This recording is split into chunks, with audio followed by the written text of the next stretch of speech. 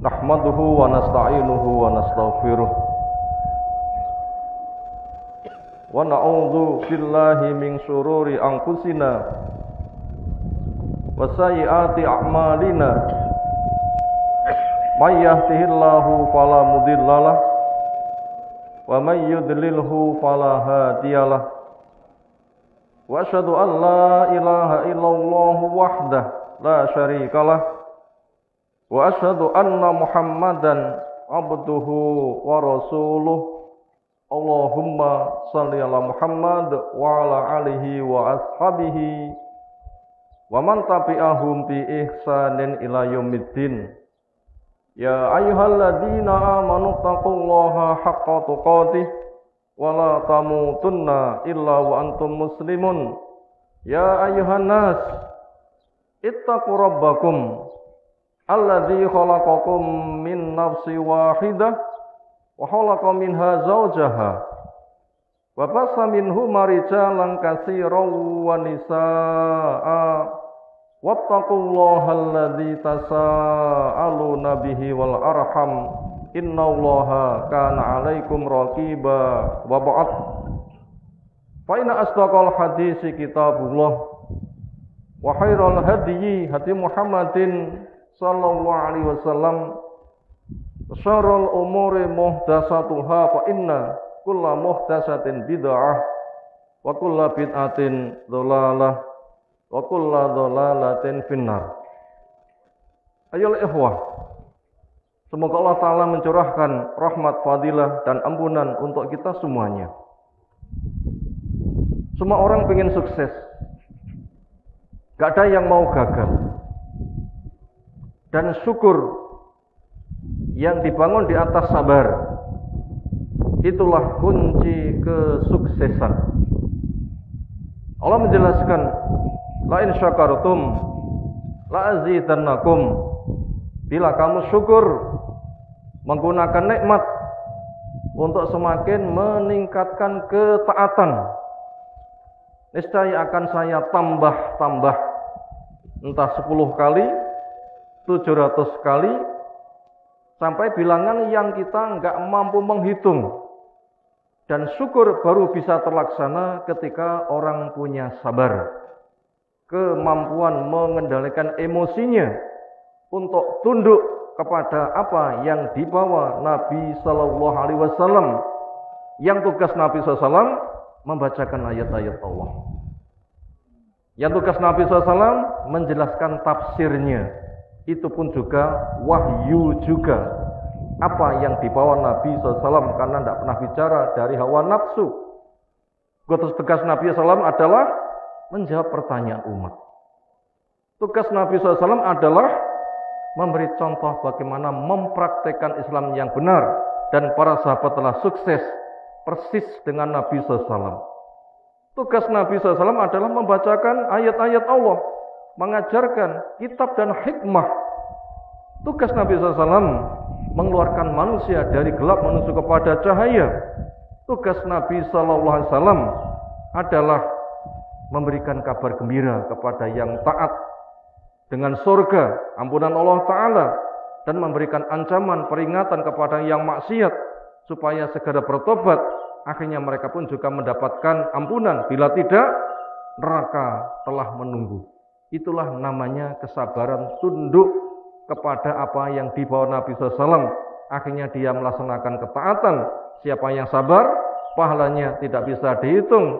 Innama yuwaffas sabirun ajrohum bighairi hisab. Sesungguhnya balasan orang yang sabar dengan pahala yang tidak bisa dihitung. Semoga kita termasuk orang yang sukses. Di antara kesuksesan yang kita rasakan kali ini ialah kita masih hidup, dan itu mahal. Jangan sia-siakan waktu. Kita sehat, itu juga mahal. Kita nggak bisa menghitung harga kesehatan. Kita juga aman. Ini lebih penting daripada makan dan minum.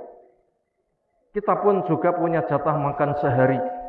Hewan telah menunggu kita untuk disembelih, untuk kita nikmati. Semoga Allah memudahkan.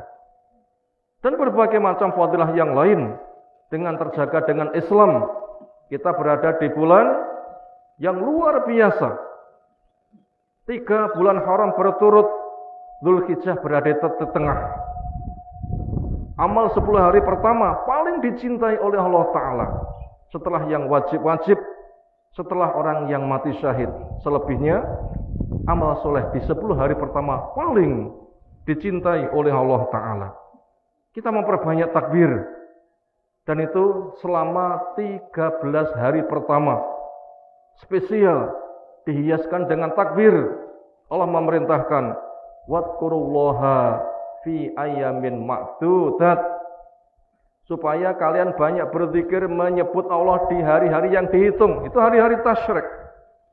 Dan juga Allah sebutkan, wa yadhkuruna ismallahi wa yadhkuru ismallahi fi ayamin ma'lumat. Mereka juga menyebut-nyebut nama Allah di hari yang diketahui. Itulah 10 hari pertama.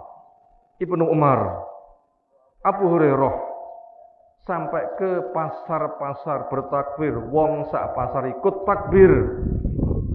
Kalangan kaum muslimin mereka memperbanyak takbir. Sesudah sholat sunnah, sesudah sholat yang lain, dimanapun mereka berada. Itulah Allahu Akbar, Allahu Akbar, Allahu Akbar. La ilaha illallah, Allahu Akbar, Allahu Akbar, walillahil hamd. Pengagungan Allah, pengakuan Allah satu-satunya yang disembah dengan benar, dengan dibuang sesembahan batil, dan memuji kepada Allah dengan memperbanyak ketaatan. Itu termasuk tanda kesuksesan.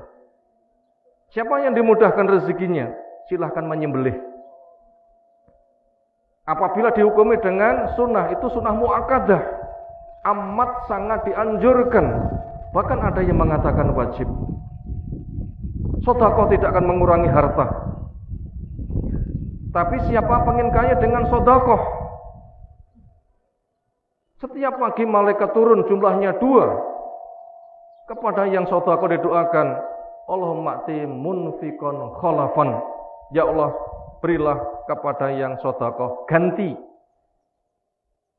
Bahkan pesan Nabi SAW, mana koso malun min sedekah, harta tidak akan berkurang dengan sebab sedekah. Kepada yang tidak sedekah, malaikat mendoakan, Allahumma ati mumsikan talafan. Ya Allah, berilah kepada yang gigir kehancuran. Kerahkan semua. Itu semua dalam rangka bersyukur kepada Allah, mengagungkan kepada Allah dengan memperbanyak ketaatan kepadanya. Itu semua merupakan pembekalan kita, bukan karena kurangnya Allah, tetapi kita butuh amal sebanyak mungkin yang dengannya kita nanti diberikan fadilah, diberikan rahmat, diberikan ampunan oleh Allah Subhanahu wa taala. Semoga Allah memberkahi kita semuanya. Hadirin sekalian, tema yang kita angkat pada kesempatan kali ini adalah mutiara kisah Ibrahim alaihissalam. Kenapa tema ini kita angkat? Karena orang sering mendengar kisah. Sampai di Quran 1/3 tersendiri isinya adalah kisah. Dan itu merupakan cara pengajaran. Ketika orang suka memperhatikan, nanti akan meresap. Untuk apa tema ini kita angkat? Jawabnya, kita memetik pelajaran lewat kisah. Dan itu penting sekali.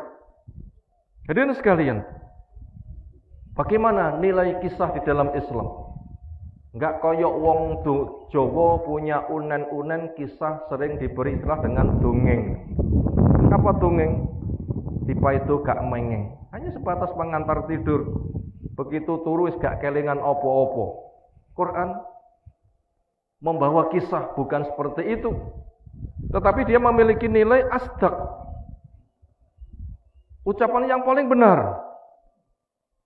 Dia memiliki nilai ahsan, dari yang benar tersampai dengan gaya bahasa yang indah, dan juga memiliki nilai anfa. Gak ada apa yang Allah kisahkan kosong dari nilai. Qad kana fi qasasihim ibratun liulil albab. Kisah-kisah mereka itu besar pelajarannya buat orang yang punya akal. Dan kisah kedudukannya merupakan cara pengajaran yang telah kita maklumi.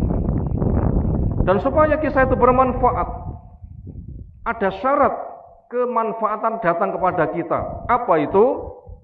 Wajib ditopang kokohnya kepada yang gaib. Nabi Ibrahim tidak bersama kita. Ratusan bahkan ribuan tahun yang lalu, dan kita belum mengadakan penggalian. Kita juga bukan ahli peneliti peninggalan zaman kuno. Tetapi kisah itu ada pada mereka. Lalu bagaimana kita bisa mengimani? Jawabnya, iman kepada yang gaib harus kita perkokoh. Karena kita sulit ngecek dengan akal kita. Itu semua merupakan mukjizat Al-Quran. Itu merupakan alamatun nubuwah, tanda kenabian Rasul Sallallahu Alaihi Wasallam. Maka siapa yang kuat imannya kepada yang gaib, dia nanti akan menerima wahyu, mempelajari dan tunduk. Sehingga apabila punya dasar seperti itu, apapun yang Quran ceritakan, dia akan menerima. Apapun yang sunnah Nabi SAW menceritakan, akan menerima. Abu Bakar As-Siddiq sebagai pelopor. Kenapa diberikan nama As-Siddiq? Jawabnya, apapun yang datang dari Nabi pasti menerima. Adapun apabila belum terjangkau oleh akal, tuduh akal karena keterbatasannya. Hal ini butuh kita sampaikan karena penyakit yang menggerogoti kepada umat ini itu adalah pemikiran gaya filsafat. Hanya menduga. Gak ada bukti kebenaran. Dan dijanjikan standar nilai benar adalah yang cocok dengan akal. Bila dicek dengan akal gak ada, akan ditolak. Berapa banyak ayat-ayat akan ditolak, sunnah akan ditolak. Ini semua butuh kita angkat dalam rangka menjaga diri kita, agama kita dari akal-akal. Itu merupakan penyakit yang paling bahaya, yang ujung-ujungnya mereka hanya akal-akalan mengikuti hawa nafsu. Itu ada Tuhan lain bersama Allah.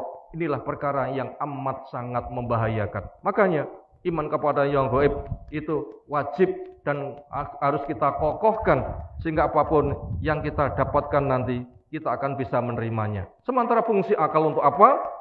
Fungsi akal adalah untuk memahami.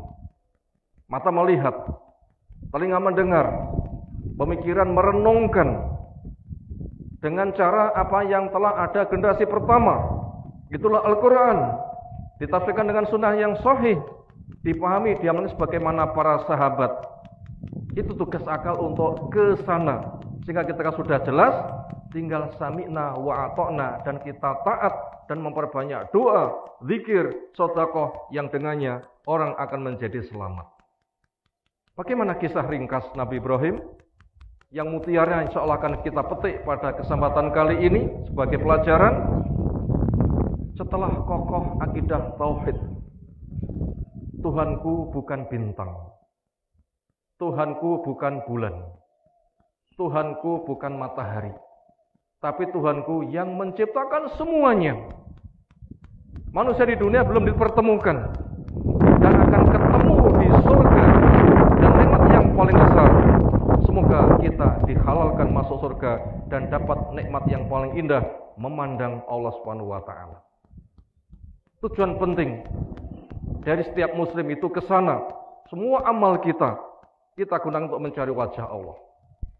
Lalu dengan akidah yang kuat, dia mengajak keluarganya, ya abadi, ya abadi, ya abadi, dakwah kepada bapaknya. Dan juga dakwah kepada lingkungannya. Membuktikan patung tidak bisa menolong, buktinya dipecah, nggak bisa menolong. Mereka diweleh nih untuk digiring taat kepada Allah. Nabi Ibrahim diuji, ternyata dibakar, tapi Allah selamatkan. Nabi Ibrahim diuji, harus pindah dari keluarganya karena wahjurni malia, suruh pergi, hijrah, wacana masa depan yang cerah. Di tengah perjalanan istri terampas. Menggiring semakin doa, dan doa itu merupakan kunci ketaatan. Dengan doa ternyata diselesaikan. Akhirnya mendapatkan keluarga tambah, itulah Hajar. Jadi istri yang kedua. Dari situlah akhirnya gunakan untuk membangun peradaban. Bersama Hajar lahir Ismail membangun Mekah. Bersama Sarah di sana ada Ishak membangun di Syam. 2 masjid bisa dibilang karya Nabi Ibrahim alaihissalam. Ketika perjalanan sampai di lembah tanpa penduduk, tanpa tanam-tanaman, Hajar diletakkan bersama sang Ismail dengan 2 wadah air dan makanan. Tinggal pergi tanpa pamit. Tanya enggak dijawab. Satu pertanyaan yang dijawab, kepada siapa kau titipkan saya? Jawab, kepada Allah. Apakah Allah memerintahkan begitu? Saya di sini. Dijawab, iya. Sang istri langsung plong legowo. Kalau begitu Allah tidak menelantarkan saya. Itu kondisi Hajar bersama Ismail. Gak ada rumah, gak ada penduduk, lembah gersang. Hidup berdua bersama bayi. Tapi karena tawakalnya kuat, yakin tidak akan ditelantarkan, ia jalani kehidupan. Makanan minuman habis, naik bukit sana, turun, naik bukit sana. Itu sejarah Sa'i Safa Marwah. Setelah 7 kali, Allah berikan Zam-Zam. Setelah itu, suku Jurhum datang.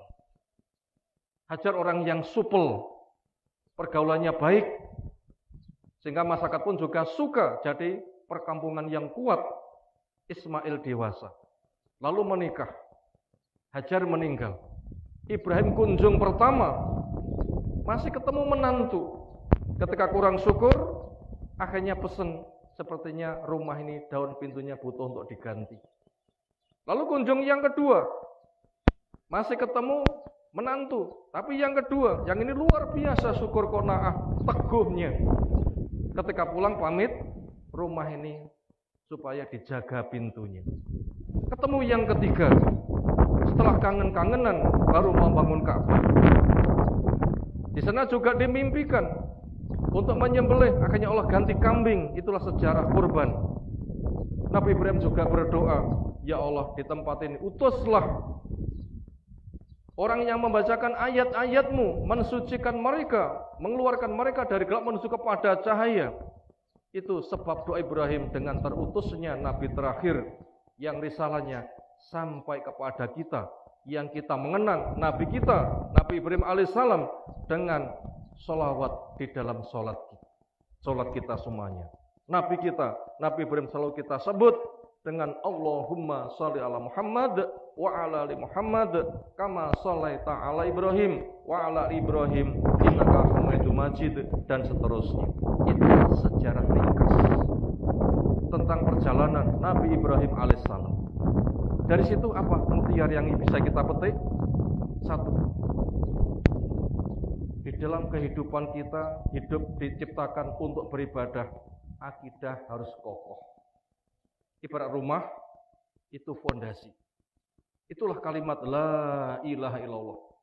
Tidak ada yang diibadai dengan benar kecuali Allah. Kalau gitu tauhid itu apa? Allah saja yang disembah. Cara Allah saja yang Rasul bersama sahabat telah memberikan contoh konkret. Itu cara beribadah. Dan tumpuan rahmat semata hanya kepada Allah. Ini harus kokoh. Sikap wala barok harus tegar. La ilaha illallah. Ilah-ilah batil, buang semuanya. Allah yang hak, satu-satunya yang diperjuangkan mati-matian. Itu fondasi, harus kuat. Apabila masyarakat tidak terima, setelah dinasihati, lembut, santun, jelas, gamblang, berulang, hijrah kuncinya untuk menyelamatkan kalimat la ilaha illallah. Yang kedua, setelah fondasi kuat, maka pasang bangunannya dengan ketaatan. Yang syariat kita taat dengan sholat. Yang syariat kita taat adanya kumandang adzan, laki-laki wajib ke masjid kecuali ada halangan syar'i. Perempuan yang paling baik di rumah, walau dengan syarat tertentu boleh ke masjid selagi tidak menimbulkan fitnah. Makanya masjidnya makmur, rumahnya pun juga rumah yang surgawi. Karena mana-mana rumah tidak untuk sholat, tidak untuk baca Quran, itu bagaikan kelasnya kuburan. istri memakmurkan, suami membantu dengan sholat-sholat sunnahnya. Dia zakat, dia puasa, dia haji. Itu harus. Siapa dengan rukun Islam yang 5 sudah ada jaminan surga. Itu mutiara kedua yang kita petik setelah fondasi kuat. Yang ketiga, memperkokoh cara membangun peradaban lewat keluarga. Membangun peradaban bukan dengan kekuasaan, tetapi membangun peradaban lewat keluarga. Karena masyarakat itu kan dari keluarga, keluarga A, keluarga B, 40 jadi RT, nanti jadi RW, nanti jadi kasun, nanti jadi desa, jadi kecamatan, jadi kabupaten, jadi provinsi, jadi negara, dan terus berkembang. Itu kan berangkat dari keluarga. Makanya membangun peradaban lewat keluarga. Suami yang baik kayak Nabi Ibrahim, yang ummatan, ahli ilmu, taat, mengajarkan ilmu, menjaga keluarga dari api neraka dengan ilmu. Istri bagaikan Hajar, yang siap membantu suami dalam ketaatan, ngurus harta suami, rumah suami, anak suami, pendidikan suami. Walaupun tanpa suami, Nabi Ibrahim pergi, Hajar mampu mendidik anak. Makanya ibu belajar. Anak sebagai murid kita pertama kali dan kembangkan. Anak pun juga demikian. Bagaikan pribadi Ismail yang selalu taat pada orang tua selagi enggak maksiat, sampai orang tua mengatakan, "Wahai anakku, saya diberikan mimpi kok suruh nyembelih kepada kamu. Gimana tanggapanmu?" Tanda anak yang soleh langsung mengatakan, "Ya abadi, if'al ma tu'mar, satajiduni insyaallah minas sabirin." Bapak, jenengan tindakaken, jenengan lampai, kerjakan apa yang Allah perintahkan. Bapak akan jumpai saya, insyaallah anak yang sabar. Jadilah anak-anak sebagaimana Ismail yang taat pada orang tua dengan program kebaikannya. Ini yang wajib kita bangun. Dari situlah kita membangun peradaban lewat keluarga, lewat pendidikan. Nanti akan berdiri TK, SD, dan terus sampai perguruan tinggi. Akhirnya memunculkan pribadi-pribadi generasi yang robbani dengan 3 unsur: ilmu, amal, dakwah. Ini yang jadi program utama. Dari sinilah nanti Allah akan mengubah dunia. Yang tua mati, yang muda mengganti dengan bibit yang luar biasa, generasi robbani. Otomatis akan menjadi negeri iman, negeri takwa, yang keberkahan akan melimpah kepada semuanya. Dari sini kita membangun. Kemudian berikutnya, untuk kemasyarakatan kita, bangun masjid. Nabi Ibrahim di lembah yang kosong membangun masjid, jadi Masjidil Haram. Di Palestina ada Masjidil Aqsa, semuanya lewat masjid. Nabi kita hijrah di Madinah, langsung Masjid Quba. Di Bani Najjar, langsung Masjid Nabawi. Dengan adzan, semuanya datang menghamba kepada Allah Ta'ala. Di situ dibacakan ayat, disitulah pendidikan, disinilah kita membangun peradaban. Bukan demo, bukan berkoar, bukan mengungkapkan kesalahan penguasa, tapi kita membangun keluarga, nanti akan berkembang. Ini kunci kesuksesan. Sibukkan kita dengan yang ini. Anak-anak sibuk sekolah, orang tua memilihkan yang baik, contoh yang baik, mendanai yang baik. Nanti kerjasama, semuanya akan menjadi kesuksesan. Ini masa depan yang cerah lewat keluarga. Ini ibrah penting adanya kisah Ibrahim yang mutiaranya bisa kita petik pada pagi hari ini. Semoga kita paham, kita sadar, kita bisa melangkah. Allah memberikan keberkahan dan masa depan kita cerah.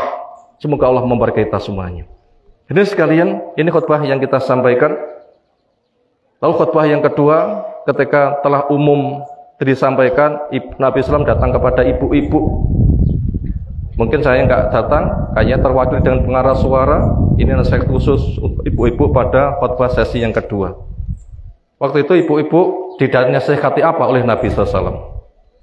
Wahai para perempuan, saya sudah diajak untuk ngeliatin neraka. Ternyata kebanyakan kok dari kamu kalangan perempuan. Ada perempuan yang tanya, kenapa hai Nabi SAW, apakah kami kufur? Kufur kepada adalah semisal kufur besar, semisal syirik dan sebagainya? Bukan. Tapi kufur kecil. Kamu kurang syukur kepada suamimu. Sekian lama kamu bergaul bahagia dengan suamimu, muncul anak 1, 2, mungkin ada yang sampai selusin, mesam-mesem mendinani, satu kesempatan ketika sedang duka, mengatakan, mas, jeneng iki suami apa kok ora tau nyeneng nih kepada istri. Loh, kok gelem dirabi? Kok yang beruduli putrane selama aku nangis terus ya? Masa gak mesam-mesem blas? Masa saya dikatakan kok gak nyeneng nih blas? Ini bahasa yang sering terjadi. Kufur kecil, maknanya kurang syukur dan kurang sabar. Ini yang menyebabkan banyak ibu masuk neraka. Kalau gitu kafarahnya apa? Perbanyak sedekah. Kenapa? Alamnya perempuan itu dicipta untuk berhias, butuh dana. Awaman yunasau fil khilyah wa huwa fil hisami ghairu bin. Di situ jelas perempuan dicipta hidup dalam bentuk berhias. Ini sering cintanya kepada dunia kuat untuk berhias. Ini yang sering menyebabkan bahaya. Maka untuk itu perbanyak sedekah. Puasa kuncinya. Apabila ini bisa, seolah para ibu nanti akan sukses. Dan tidak usah khawatir sedekah itu yang membuat miskin. Karena yang dikhawatirkan Nabi SAW itu bukan miskin, tetapi semakin banyak harta. Kunci-kunci gudang dunia telah dibuka, menjanjikan, menarik. Ini yang dikhawatirkan. Sehingga kamu nanti akan lomba kayak orang dulu lomba. Karena saking kesengsem mau lomba, sampai kamu saling menghancurkan. Itulah dunia menghancurkan kepada kamu, sebagaimana orang dulu terhancurkan oleh hartanya. Maka untuk itu jadilah kayak profil istri Nabi Ismail yang kedua. Neriman opo anake dikelola dengan baik dan syukur, siap membantu suami di dalam perjuangan dunia kesenangan. Keindahan yang paling indah wanita solehah. Apa tandanya? Membantu suami dalam ketaatan, mengurus rumah suami, harta suami, anak-anak suami dengan pendidikan yang baik, teladan yang baik. Inilah nasihat yang kedua untuk para ibu. Semoga para bapak yang juga mendengar nanti ketika punya keluarga perempuan, arahkan nasihat ini untuk selalu diingatkan sehingga nanti akan meresap kepada kita semuanya. Terakhir kita berdoa kepada Allah Subhanahu wa taala, semoga semua apa yang kita kerjakan diterima. Salat kita, puasa kita, sedekah kita, takbir kita, istighfar kita, muhasabah kita, dan kita dibimbing menjadi orang yang istiqomah, betul-betul akan terjaga sampai disuwankan dalam keadaan mati sebagai rasul Allah Ta'ala, wala tamutunna illa wa antum muslimun. Innallaha wa malaikatahu yusholluna 'alan nabi ya ayyuhalladzina amanu shallu 'alaihi wasallam taslima. Qala sallallahu man shalla 'alayya sholatan wahidatan shallallahu alaihi asra idzan naqul Allahumma sholli ala Muhammad wa ala alihi wa sahbihi ajmain walhamdulillahirabbil alamin. Rabbana hab lana min azwajina wa dzurriyyatina qurrata a'yun waj'alnal muttaqina imama. Allahumma arina haqqan haqqan warzuqna tibaa wa arina batila batilan warzuqna tinaba. Allahumma rabbana ya muqallibal qulub tsabbit qulubana ala dinik. Allahumma a'inna ala dzikrika wa syukrika wa husni ibadatik. Allahumma hdi qaumana. Allahumma hdi qaumana. Allahumma hdi qaumana. Allahumma aslih wulati umurina. Allahumma aslih wulati umurina. Allahumma aslih wulati umurina. Waj'al hadzal balada biladan aminan mutmainan wa kadzalika biladal muslimin. Rabbana atina fid dunya hasanah wa fil akhirati hasanah wa qina adzabannar. Walhamdulillahirabbil alamin.